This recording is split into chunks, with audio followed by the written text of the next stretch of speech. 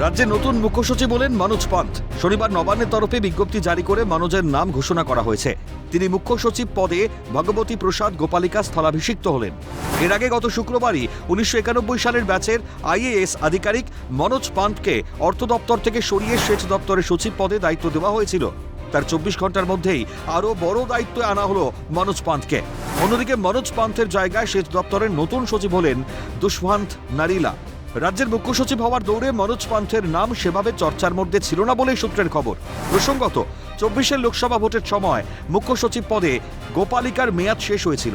সেই সময় তার মেয়াদ বৃদ্ধির জন্য কেন্দ্রের কাছে আবেদন জানিয়েছিল বাংলার সরকার। সেবার রাজ্যের আবেদনে সাড়া দিয়ে মুখ্য সচিব পদে গোপালিকার মেয়াদ 3 মাস বৃদ্ধি করে কেন্দ্রীয় সরকার।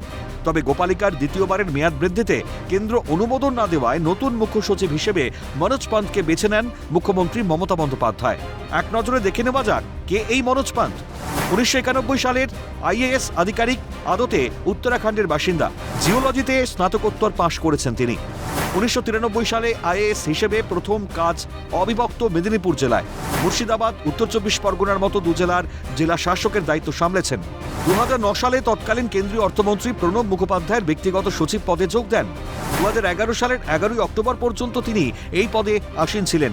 বিশ্বব্যাংকের সদর কার্যালয় ওয়াশিংটনে অর্থনৈতিক উপদেষ্টা হিসেবে কাজ করেছিলেন। রাজ্যের একাধিক গুরুত্বপূর্ণ পদ তিনি সামলেছেন। ক্যামেরায় অপূর্ব দেবনাথের সঙ্গে বিপ্লব চক্রবর্তীর রিপোর্ট, ক্যালকাটা নিউজ।